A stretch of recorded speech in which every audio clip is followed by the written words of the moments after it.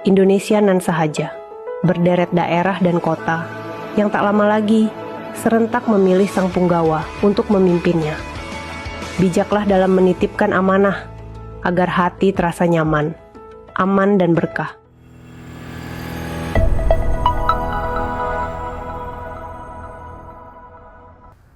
Assalamualaikum warahmatullahi wabarakatuh. Salam sejahtera dan tentu salam sehat untuk kita semua. Tribunet dan pemirsa dimanapun Anda berada, jumpa lagi di program podcast Rut to Pilkada 2024, dan kali ini kita akan ngobrol ringan-ringan bersama tokoh yang tidak asing lagi di Kota Magelang. Assalamualaikum Dr. Aziz. Ya, waalaikumsalam warahmatullahi wabarakatuh, Mas Krisna, dan para pemirsa yang ada di Jawa Tengah maupun di nasional. Baik, terima kasih Pak Dr. Aziz. Jadi beliau adalah Dr. Muhammad Nur Aziz, spesialis penyakit dalam, biasa dipanggil Dr. Aziz, begitu ya, populernya begitu. Dan beliau adalah wali kota Kota Magelang 2021-2025 ya, dokter ya. Dan sekarang akan meramaikan lagi pemilu kada serentak yang akan dilangsungkan pada November 2024 nanti. Nah, jadi kita juga ingin tahu Dr. Aziz ya, pertama di bayangan saya dan banyak orang ini jarang loh dokter kemudian terjun ke dunia politik, kemudian memimpin sebuah kota yang sangat strategis di Jawa Tengah. Ini bisa diceritakan kepada kita semua, ini gimana sih lara-larai gitu, kira-kira awal-awalnya gimana dokter? Iya, terima kasih Mas Krisna. Jadi saya itu seorang dokter yang sebelumnya memang aktif di dunia kampus ya, sebagai namanya remaja masjid, remaja masjid di kampus, dan selalu aktif. Kemudian saya selesai kedokteran umum tahun 98, dilanjut kemudian saya bekerja di Kalimantan selama 2 tahun, dan kebetulan di sana juga sering aktif ya di kegiatan kemasyarakatan. Dan ya saling membantu bagaimana kondisi masyarakat dan warga di sekitar puskesmas yang saya tempat bertugas. Kemudian saya selesaikan 2 tahun masa PTT di Kalimantan Barat. Kemudian saya pulang dan saya melanjutkan sekolah lagi sebagai spesialis penyakit dalam selama 5 tahun lah. Nah, pulang bekerja pertama di Temanggung sebentar, kira-kira sekitar 6 bulan, kemudian dilanjut ke Tegal. Tegal agak cukup lama, sekitar hampir 1 tahun 3 bulan. Nah, baru setelah itu masuk ke Pemalang sebagai seorang dokter negeri, yaitu dokter spesialis penyakit dalam di Rumah Sakit Dr. M. Azhari. Di sana sering berkutat dengan masyarakat. Dan terakhir tahun 2018, 2019 itu sering diajak oleh beberapa tokoh politik. Dan bisa melihat juga kondisi masyarakat di Pemalang. Dan saya 2018 sudah mempersiapkan diri untuk mencoba untuk masuk ke dunia politik.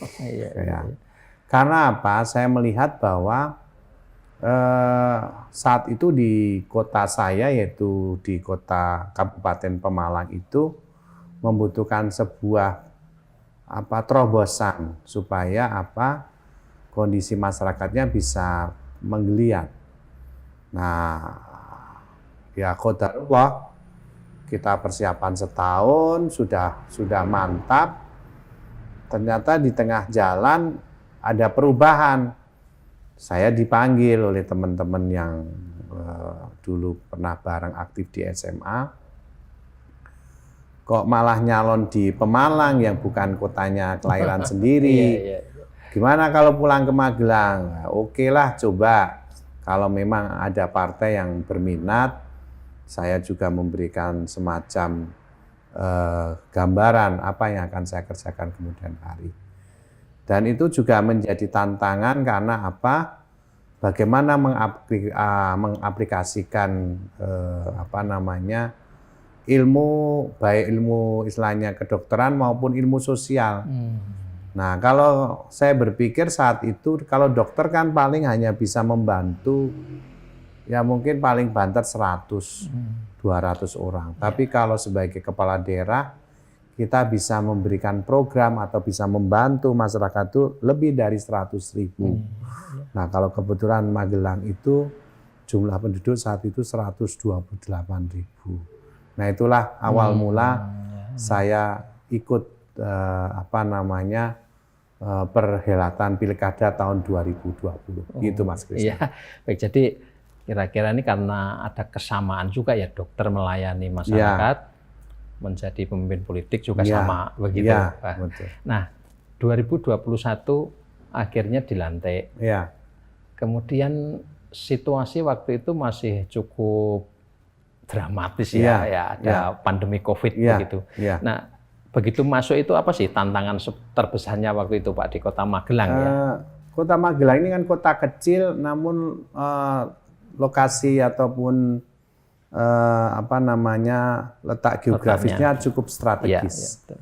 Di tengah seperti Ndok Ceplok, dikelilingi oleh kabupaten Magelang, Temanggung, Wonosobo dan sedikit Purworejo.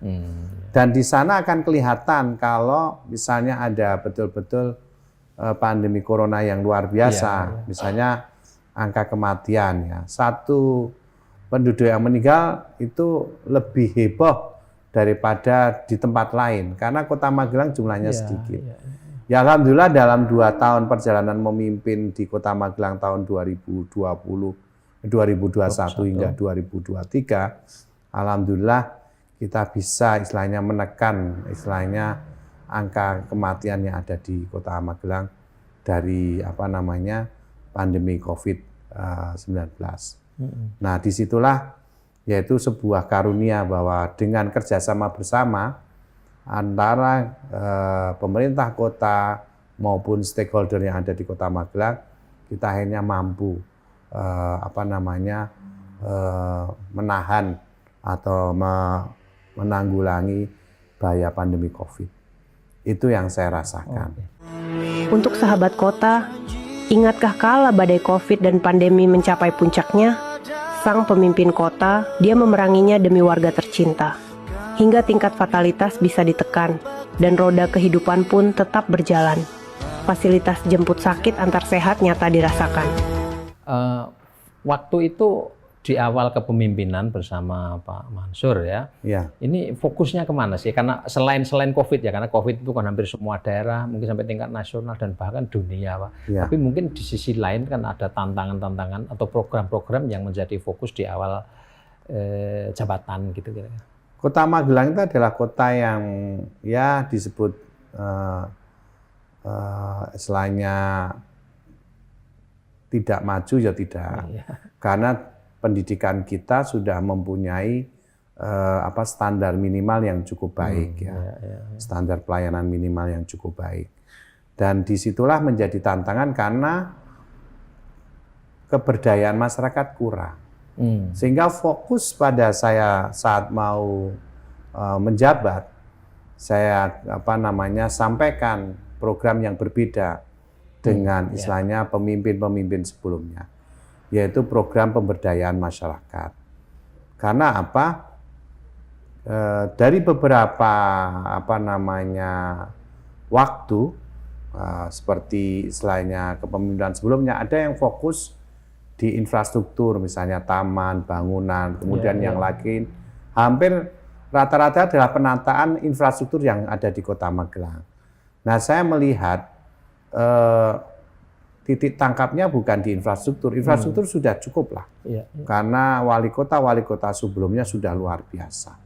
Nah, saya harus mengambil peran dalam rangka meningkatkan kualitas dari sumber daya manusia dengan program yaitu program 30 juta per tahun per RT. Nah, itu adalah awal di mana program itu memang betul-betul saya yang melahirkan dengan istilahnya dibantu oleh ahli-ahli yang merancang sehingga muncullah program-program yang bisa mengangkat peran dari masyarakat itu, Mas. Jadi pemberdayaan masyarakat dan ujung tombaknya mulai di wilayah rukun tetangga ya Pak, di RT ya. Betul, iya. Oke. Iya. Nah berikutnya di masa Dr. Aziz ini kan Kota Magelang juga menerima penghargaan Wahana Tata Nugraha. Ya. Kemudian ada Manggala Karya Kencana kalau tidak salah. Ya.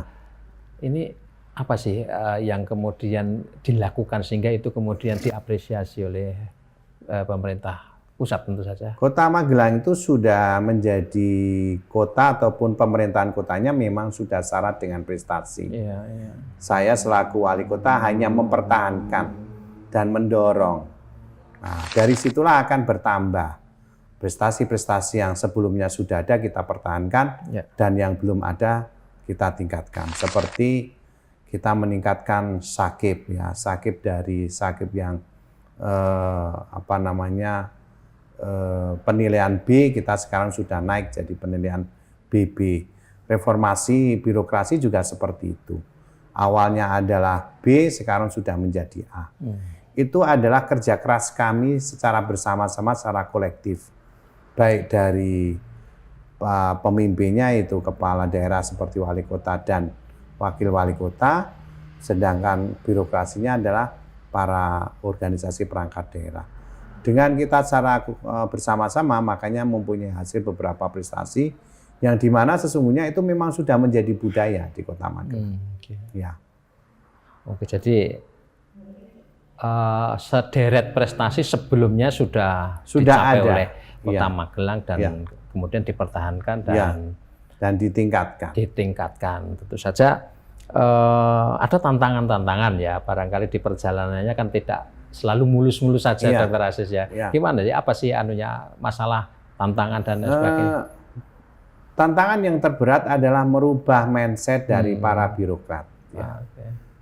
Kita tahu pembangunan yang terbaik itu adalah memakai namanya pentahelik. Dan di antara komponen pentahelik itu yang paling sulit ada birokrasi. Di situ ada peranan swasta, ada peranan akademisi, ada peranan birokrasi, ada peranan masyarakat. Yang paling sulit itu untuk berubah mindset adalah salah satunya adalah birokrat. Nah, itulah tantangan yang memang harus bersama-sama untuk bagaimana membuat para birokrat untuk bisa membagikan ilmunya, terutama dalam pemberdayaan manusia. Karena kalau kita selama ini pembangunan itu bersifat top down. Nah, kalau sekarang kan tidak. Kita dorong masyarakat mampu menggunakan anggaran sesuai dengan kaidah yang diberlakukan oleh pemerintah. Dan itu tadi ya contohnya ya program pemberdayaan masyarakat dari tingkat RT tadi ya. 30 juta per tahun per RT itu adalah awalan. Karena kita tahu pemberdayaan itu punya 3 tahap. Ya, pertama adalah pengenalan, di mana masyarakat dikenalkan tentang kebutuhan-kebutuhannya. Kemudian yang kedua adalah bagaimana mentransformasi ilmu tentang mengelola barang dan jasa pemerintah, dan yang terakhir adalah yang ini yang belum tercapai, yaitu peningkatan. Karena apa? Sekarang ini belum mampu masyarakat itu mengelola 30 juta. Kadangkala ada masyarakat bertanya, kenapa sih dana 30 juta kok nggak langsung diberikan? Karena apa? Saya melihat bahwa masyarakat kadang belum bisa membuat namanya rencana kegiatan masyarakat. Nah, ini butuh kerjasama antara masyarakat, birokrasi, dan sekelompok masyarakat yang disebut Pokmas, kelompok masyarakat. Karena apa? Kalau Pokmas sendiri tidak berdaya atau tidak memahami program ini, ya hasilnya tidak maksimal. Ya seperti sekarang. Makanya itulah yang menjadi salah satu alasan kenapa saya maju lagi dalam Pilkada 2024, karena dengan istilahnya rencana yang tulus, kita itu ingin menyelesaikan. Karena baru tahap 2, belum sampai tahap 3. Iya. Karena kalau sudah sampai tahap 3, nanti akan muncul namanya sumber daya manusia, sumber daya pengelolaan anggaran yang tepat, sehingga tidak seperti sekarang yang masih karena baru belajar banyak dibelikan atau bersifat konsumtif. Oh, jadi itu yang terakhir yang konsumsi ini rata-rata umumnya begitu ya, Iya. di tingkat Hampir pengelola ya. 70% dari program rodanya Mas Bagio masih berwujud konsumtif. Sedangkan yang tidak konsumtif masih diambil alih oleh organisasi perangkat daerah. Ya. Contohnya Contohnya misalnya seperti ini. Dengan rodanya Mas Bagio atau 30 juta per tahun per RT, harusnya anggaran itu kan ada di RT. ya. Kemudian bisa saja diambil, taruhlah ya, dari 30 diambil 5 juta. Kalau seluruh RT ini kompak, makanya nanti akan muncul program misalnya beasiswa, program bantuan sosial, itu dari tadi 5 juta per RT. 5 RT yang ada di Kota Magelang itu ada 1032. Jadi kira-kira jadi ada uang berapa? 50 miliar. 5 miliar. 5 miliar. 5 miliar itu digunakan untuk istilahnya jaring-jaring sosial sudah mampu. Ya. Sehingga nanti hampir semua masyarakat yang tidak mampu bisa tercover.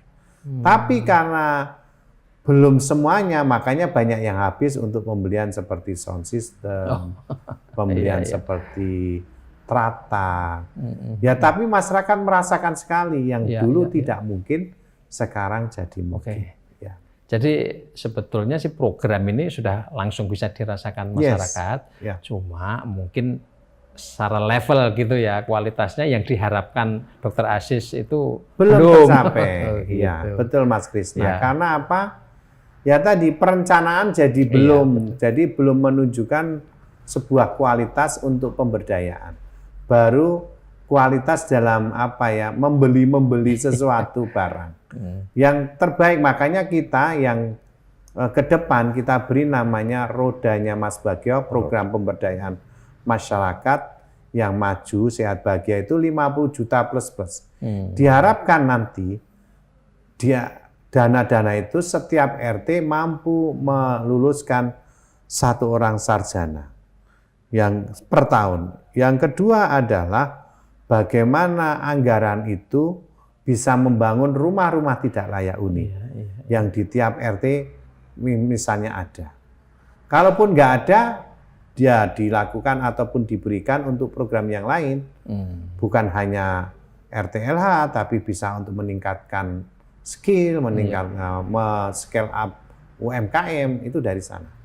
Karena kalau ini betul-betul berhasil, ya perencanaan akan mengefek ke masyarakat dan akan meningkatkan pendapatan asli daerah Kota Magelang. Ya, dengan angka yang cukup signifikan ya sebetulnya ya anggaran yang disiapkan dan dengan jumlah penduduk yang mungkin tidak terlalu besar ya mestinya. Nah, yang kemudian ditemukan rata-rata problem di tingkat pengelola itu apa sih? Apakah mereka takut perencanaan, belum mengelola, belum menguasai swakelolanya atau programnya, bagaimana menganggarkan, bagaimana merencanakan. Karena apa? Di swakelola yang memang satu-satunya wali kota yang menerapkan, yaitu swakelola tipe 4, itu kelompok masyarakat ini memang betul-betul yang dia tahu kebutuhan istilahnya lingkungannya. Tapi kalau kelompok masyarakat ini tidak berisi anggota yang mewakili, ya nanti kualitas dari RKM-nya juga tidak bagus. Nah, makanya ke depan saya akan mendorong Pokmas atau kelompok masyarakat ini memang betul terisi oleh orang-orang yang tepat. Misalnya contoh, kenapa Karang Taruna tidak ada anggaran? Karena tidak direncanakan oleh para kelompok masyarakat tadi lewat RKM. Jadi RKM itu adalah kunci di mana masuknya anggaran yang bisa dikelola oleh masyarakat secara hukum, tidak ngawur. Nah itu. Jadi memang karena belum